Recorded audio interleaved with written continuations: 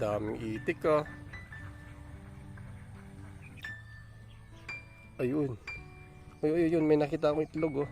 Uy, may itlog nga. Tignan mo nga naman oh. Nag-video lang tayo, may nakita na tayong itlog. Oh, itlog ng itik to oh. Oh. Oh, di ba blessing? Oh, di ba? Akalain mo yun.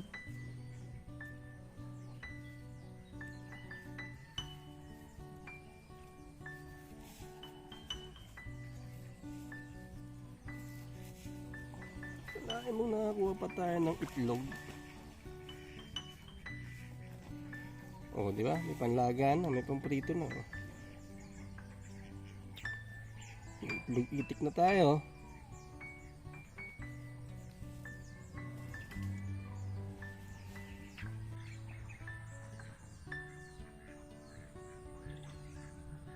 Ganda talaga dito sa lugar. Nakaka-relax.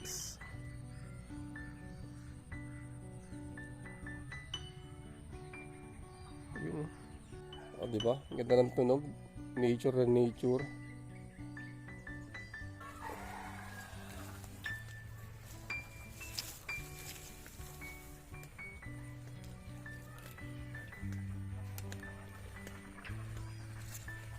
Ito naman malinis na dito.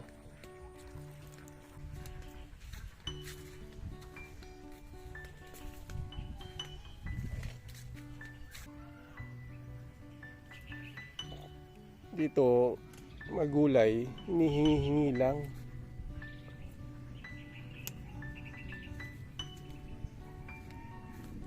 Pag nanghingi ka ng gulay sa kapitbahay, tapos konti lang kinuha mo, magagalit pa yung kapitbahay sa'yo. Sasabihin sa'yo, bakit konti lang kinuha mo, yung padagdagan. Ganon dito sa probinsya.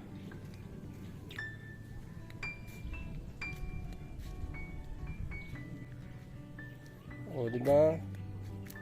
Masarap dito.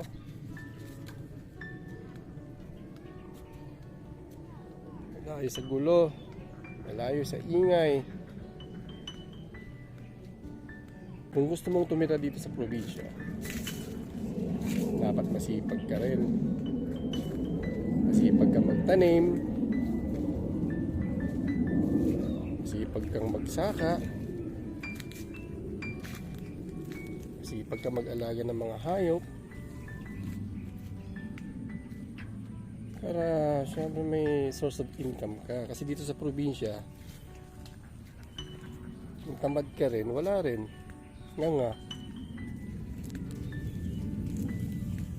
So ayun na guys. Ayun, meron na tayong isang itlog ng itik. Nakapag-harvest din tayo ng sili. Uwi na tayo.